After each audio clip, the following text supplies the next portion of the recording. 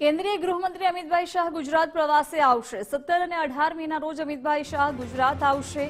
ગાંધીનગર અમદાવાદમાં વિકાસ કાર્યોનું લોકાર્પણ અને ખાતમુહૂર્ત કરશે।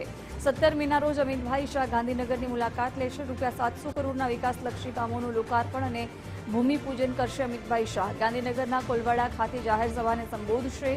એએમસીના વિવિધ પ્રોજેક્ટનું લોકાર્પણ અને ખાતમુહૂર્ત કરશે। 117 કરોડના ખર્ચે બનાવવામાં આવેલા પલ્લવ બ્રિજનું લોકાર્પણ કરશે। ચાંદલોડિયામાં ગજરાજ વોટર ડિસ્ટ્રીબ્યુશન સ્ટેશનનું પણ લોકાર્પણ કરશે।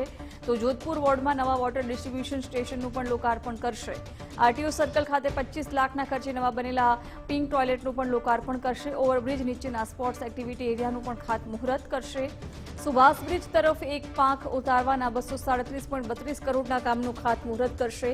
તો સરખેજ વોર્ડમાં 5.36 કરોડના ખર્ચે રેન બસેરા બનાવવાના કામનું પણ ખાતમુહૂર્ત કરશે। સરખેજ વોર્ડમાં 10.29 કરોડના ખર્ચે સ્કૂલ બનાવવાનું ખાતમુહૂર્ત। ચાંદલોડિયા વોર્ડમાં મોડર્ન સ્કૂલ બનાવવાના ₹8.3 કરોડના કામનું પણ ખાતમુહૂર્ત કરશે।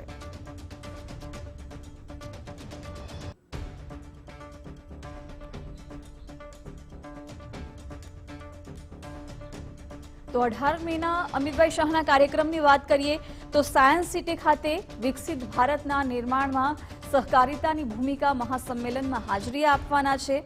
18 મેના કાર્યક્રમની આપણે વાત કરી રહ્યા છીએ। ત્યાર પછી તેઓ ગોજારિયામાંથી શ્રી કે પટેલ અને શ્રીમતી મધુબેન કે પટેલ નર્સિંગ કોલેજના નવનિર્મિત મકાનનું પણ ઉદ્ઘાટન કરવાના છે। મહેસાણાના સાદરામાં ready to cook frozen potato processing પ્લાન્ટનું પણ અમિતભાઈ શાહ લોકાર્પણ કરશે। અને સાથે જ અમદાવાદના નારણપુરામાં નવનિર્મિત પલ્લવ ઓવરબ્રિજનું પણ લોકાર્પણ કરશે।